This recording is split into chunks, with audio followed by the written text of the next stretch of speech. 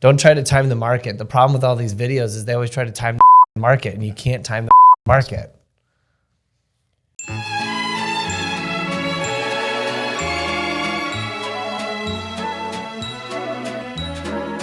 It's now at the same time.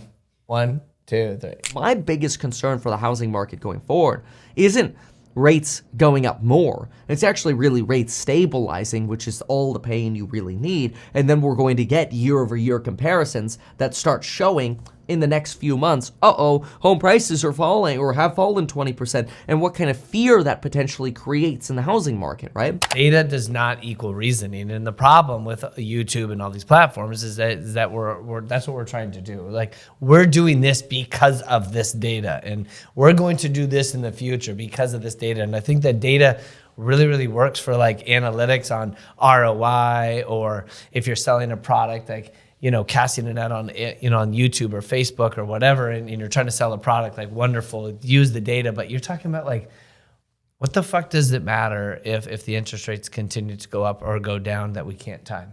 I don't get to change the price. The bond doesn't get to change the price. Nobody gets to change the price. The Fed, we don't know what the Fed's going to do tomorrow. Look what they did in 2008. Shit the bed. Well, when we get out to this area over here being, what is this? This is April right here. Here's March. You get into April. Well, April, you're going to be comparing to 383 comps from a year ago. Well, 347 divided by 383 is a decline of 9.5%. What's that going to do to people's psychology in buying? And at the peak, we'll be comparing 347, assuming no further declines, to 389. What are we going to wait till April and then we got to drop, and then that's the time to buy? What happens if the interest rates go up another 0.25%? All that 11% drop that you just had got eaten up because the interest rates went up. Yeah, we've been waiting for that drop for 6 years. So I sold all my properties in 2014, no joke, because I was like, oh my God, we're going to have a recession and this shit, I'm selling at the top. And you know what I would do to have all those properties back in 2014? we don't want to know. So Sorry. I'm sure it's... Let's go on to the next video. We're going to watch this U.S. mortgage market.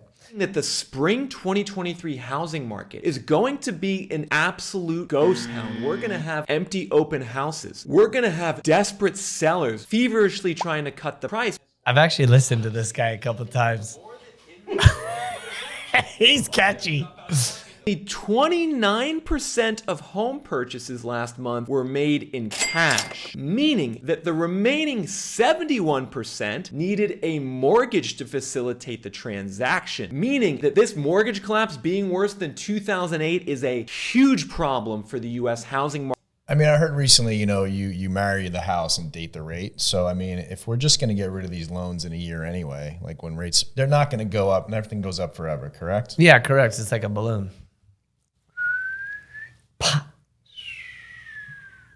Thank you for that. How do you own a bank? All right. The more that inventory goes up and that buyers drop out of the market, the more pressure there will be for prices to decline. We are not even close to a bottom in this market yet, especially with mortgage rates now going back up. If you ever look at a chart from like 2008, typically the United States always sells about the mortgage transactions, always right around $2 trillion. It can go down to 1.8, it can go up to like $2.4 trillion, okay? 2020, it went up, it was like $3.5 trillion. 2021 was over $4 trillion. So now we're anticipating 1.9 to 2.1 trillion dollars again this year. And now everyone's talking all these videos about how the whole entire world's going to be upside down. I'm like, wait a second.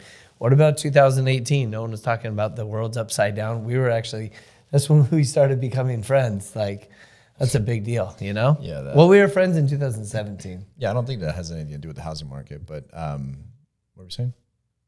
No, I'm just saying that, like, we're kind of back to normal. Now all these videos are constantly coming out. Like me and you mean? What do you mean? You said we're back. Did you mean... How many fingers, Chris? We're mortgage rates combined with home prices, which are still near a record level, the prices have come down a bit, but not by enough, means that the regular home buyer in America is still fundamentally priced out of the market. And we won't see a bottom in this housing market. It won't look like a good time to buy for you until we see both home prices and mortgage rates go down. Everyone wants to be able to time the market. And you just can't. So now, and also social media and YouTube and Instagram and Facebook, all of a sudden, all these yahoos have come out. Now we're professional. So all it is a bunch of smoke and mirrors. So what I always say to do is just fuck, man. Like whenever you're ready, go out and go buy a home. Yeah. And when you're not ready, if you're gonna live go in a buy a house home. if you're gonna live in it for 5 to 10 years, who cares what happens in the next 18 to 24 months? Like just get it and yeah, move on from it, you know? I think what's happening right now is that there was so many people in the industry where, you know, that just came in because what I say is that a blind squirrel could find a nut, right? it was easy. And so that it bred a lot of people to come in. It was like 2004, 2005, 2006, like every single person that was like, hey, what were you doing before? Nothing against this, but hey, what were you doing before? Oh, yesterday I was mowing lawns. What are you doing today? I'm a loan officer and I made $100,000 this month. Well, what about a realtor when they all had to do was turn a doorknob and they made 50 grand? Oh, come on, Chris. You They know? had to double end that deal by reopening that door. That's very true. So I love realtors. Yeah, I mean, love them all, things actually. got hard, but that's how it is. I mean, it's ups and downs and Yeah. ebbs and flows. Hey guys, think welcome there's to the Minute with the Mortgage Geek. Wow, look how I'm young you Sean are. Cahan, president of Cornerstone Mortgage. Look how big my nose Today's looks. topic is going to be the 12-month bank statement program. But first, I check kind of out like the this market style that you update. did. Oh, look at those rates. Who thought of this? So how do you qualify? All self-employed borrowers need is 12 Mortgage months Geek. of personal bank statement. So what are the loan to values? The loan to values are a 760 will get you to 95% with no mortgage insurance. Do you Interest-only see product. the difference 5-1, between Mortgage 7-1, Geek's and a video 30-year right here fixed. and the other ones that we Interest watch? only, Like how 80% fast are we loan to going value. through and getting Isn't that information, crazy? right? So that's Now, why Sean, this video wasn't that style informational? and Mortgage Geek is somebody For that more you'll probably information, want to contact me at continue the watching a lot information more below. because it's Did to you the put it on point. the screen? It's giving the data. All the other ones are just trying to like drag And you on follow and me on on and on Facebook. about saying the same old bullshit over and over and over Well, and yeah, I over. mean, one was And the I'm guys- not. I know this is you. Like your beard's not. You don't look like a homeless guy. You don't have a mullet, and you have no Botox. So yeah, it's good. Botox. Look at my forehead. I know. I'm saying you have no Botox now. Oh yeah, I know. Oh, Yeah, here you're like an egg. It's called free- smooth as an egg. So just stop being manipulated by the press. Stop being manipulated by the videos. Like whatever. I mean, this data is good. These guys are good. There's $1.8 million for Kevin. Dude, Kevin, you actually, I mean, that was cool. Yeah, the guy, I liked how his video was about mortgage crash. And yeah, can we see it? For sure. Yeah, I don't know what that data is going to do for a buyer though. Right. So, It's gonna confuse the shit and then the last video, I mean, to be totally honest, what I would honestly do is that Mortgage Geek, I don't know who he is, but kudos to that guy. And I would follow that guy. I would only call that guy constantly because that guy's smart as fuck. People on YouTube like to go and just waste your time.